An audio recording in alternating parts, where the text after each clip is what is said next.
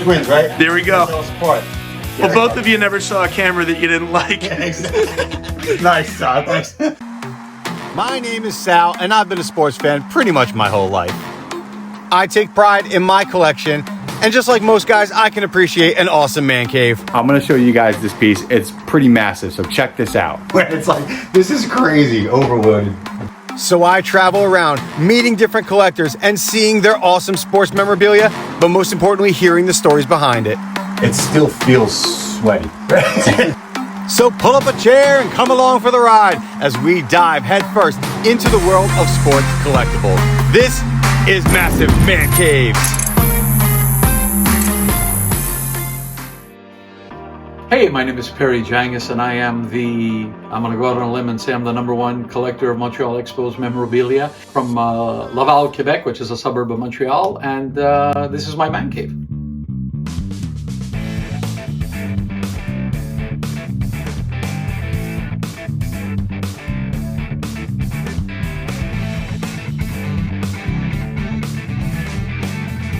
You don't know where to look in a place like this. It's like, it's overload and overwhelming, but at the same time, every single thing is completely unique and signed and either game used, or he's got jerseys galore. There's mannequins everywhere. It's like, this is crazy.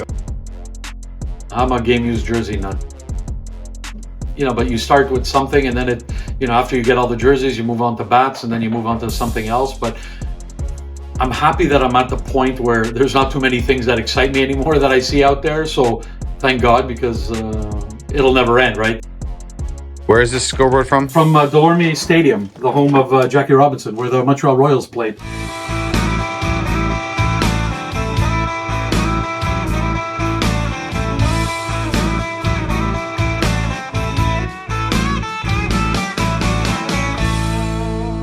And this was taken out, and this was actually in the McCord Museum for an exhibition in 2001, I believe. And then after they sold a few pieces, and I picked this up. That's a 1939, is it 38? Sorry, is it? Yeah, 38 Montreal Royals jersey, and it's actually attributed to Hod Lisenby, who's most famous for mowing down Babe Ruth, I believe, 3 or 4 times. When was Murderers Row? 1927? 27, yeah. So he mowed Ruth down 3 times. That was the biggest thing he ever did in his life. He used to make you sign a card, like whether it was the minor leagues or whatever. You fill out your name, address, and stuff like that. And this I had to have because it's him as a Montreal Royal. We were hiding. The Dodgers were hiding him in the minor leagues. Wow. And then Pittsburgh found him. What is that called? The Rule 5. Rule 5, yeah.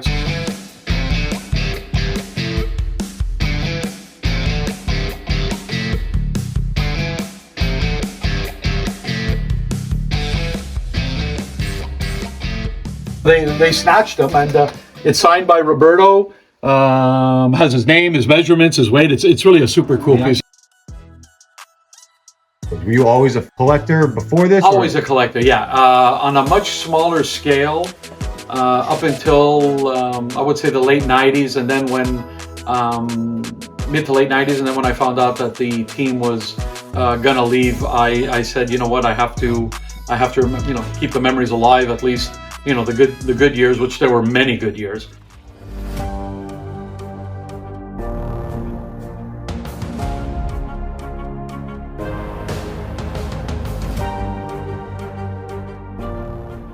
My favorite baseballs.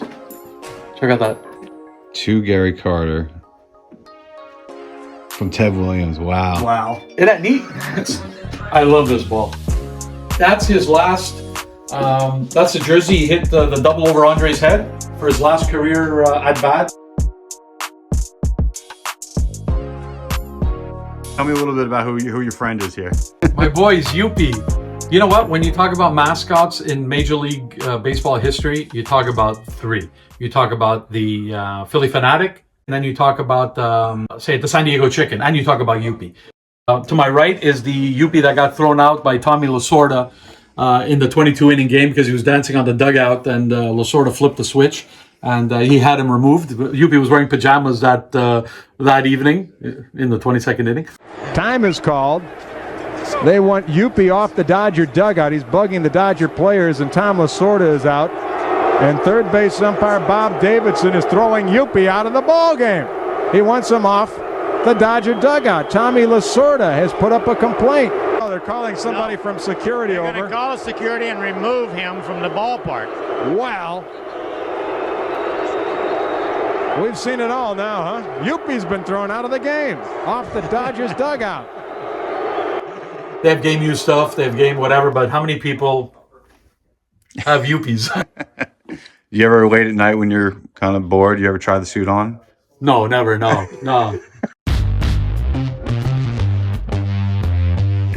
So we're in the Vlad section here, right? Yeah. Guerrero, junior and senior. This is a junior jersey from his rookie year. This is junior's, when was this, last year? Jackie Robinson jersey that he wore last year, and he actually homered in it. So this is a home run Jackie Robinson jersey worn by Vladdy Jr. From the All-Star game that we got him to sign. These are really nice. Those are nice, actually. It's like Batman, yeah. Bases.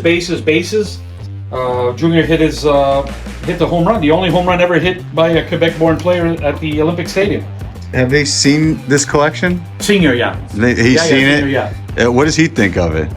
Well, he loves his stuff. That's He's going to be here today, right? He'll be here today, yeah. So we'll get some. Yeah, we'll get him down here. We'll get him down here. We'll take a look at some of this stuff down here. That over there is the last jersey that Vlad ever wore. He played for the Las Vegas 51s, the AAA team of the Toronto Blue Jays. And he said, call me up or let me go. And they didn't call him up. Alex Anthopoulos, my Greek paisan, didn't call him up. It broke my heart. The only thing, I love Alex, but that was a stupid move. Vladdy was hitting 300 with Las Vegas. Toronto was nowhere in the playoff hunt. Yeah. So you know what? As a PR thing, why not bring up Senior? So they didn't bring him up. Vladdy said, I'm done. Went home, picked up his glove and bat, and retired. All game used. There's like 20 bats back here in this locker. I mean, take a look at the floor. He's just got bats laying everywhere. It's like a log cabin in here.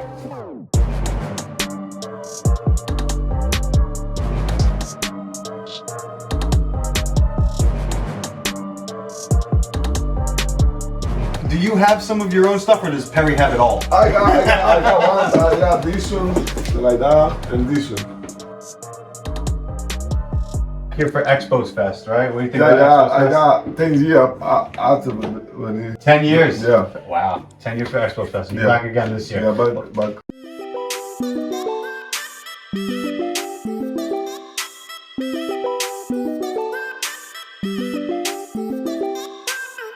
Well, thank you so much. I appreciate it. Thank you so much, man. Ideally, I want to do, I want to expose it to the public, you know. I want to do, I want everybody to see it and to, you know, because a lot of baseball fans, not only in Montreal, all over Canada, all over the United States, that love the Expos, you know. So I think it's something that would interest a lot of people, and we'd like to actually to fundraise with it. So hopefully that'll come sooner than later.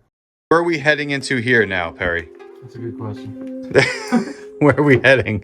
What is this separate room that we have here? Yeah, these are the last 2004 spring training caps. So that's kind of cool. This is like almost a whole roster of everybody who was at spring training in 2004, and you know, I like to call it the last hurrah, you know. If you had to guess, how many game-used jerseys do you think you have in your collection? Between game-used jerseys and jackets, I have about a little over 300 pieces. And overall, how many game-used pieces? Like over 1,000, probably. Over 1,000. Yeah. What would you say is your favorite piece in your collection? What's the one piece that, if the house was burning down, you had to grab one thing? Never say that. I love, even though it's not the most expensive thing I have, I love the Gary Carter jersey. Just because that was it. That was his last ever hit in Major League Baseball. So, you know, and the fact that he hit it over Andre Dawson's head is kind of really cool. You know, two of the greatest Expos of all time. So that was one of the, that was the greatest call by a visiting announcer in Expos history. Like if you go and YouTube it, it's really, really a crazy call. 0-2 the count. There's a drive in the deep right field, way back, way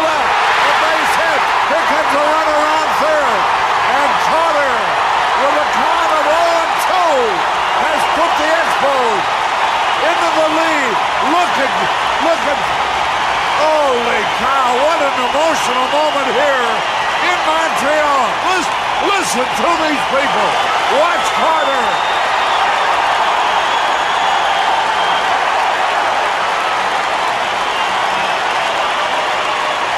Enjoy it all, pal.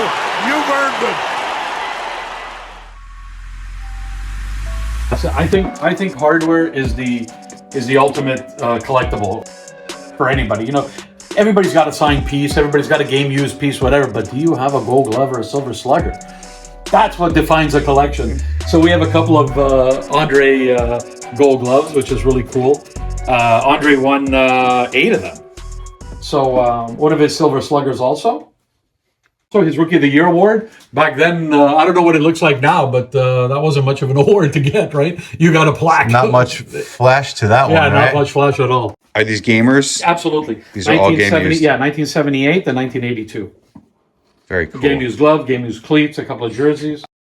I like how you have it set up here where it's set. It's almost like a museum where you have the Andre Dawson section, you have the Gary Carter section. I try. It's difficult because of, you know, a lack of space, as you can tell by the bats on the ground there. But yeah. So this is our corner of, you know what, when you talk about the most popular players, even though he only played until we got rid of him in the spring of 72, and that's what's so cool about this jersey. This is a 72 Rusty Staub. Was supposed to be a gamer. He wore it in spring training, and then they traded him. Right before the season started, we got rid of Le Grand Orange, and that was probably the first of many bad trades the Expos made. You know, like, people were not happy about that. Rusty learned French. He loved the city, and how did we reward him? Out you go. Here's the door. This is his jersey from 1971, which is really cool. It's signed by Rusty, and getting seeing a signature on any Rusty Staub jersey is virtually impossible. He hated signing jerseys for some reason. This is the one when he made his triumphant return in 1979 to the Montreal Expos. During our pennant run, we finished behind, you know, the history of the Expos, man. The last weekend we lost to We Are Family, the Pittsburgh Pirates. In 1980, the last weekend, we lost to the Philadelphia Phillies. In 1981, we lost to the Dodgers in the NL East championship. You know, it's the team that never won. Was so close, but never won. If there was a wild card back then, we'd still have a team. There's no doubt about it, because we finished second so many times. Yeah. We'd have a team, but unfortunately, that's the story. You know, and this is a kind of cool piece too. This was a what do you call a salesman sample they did for Rusty in 1979 too. He never wore this or anything, but I just thought it was cool.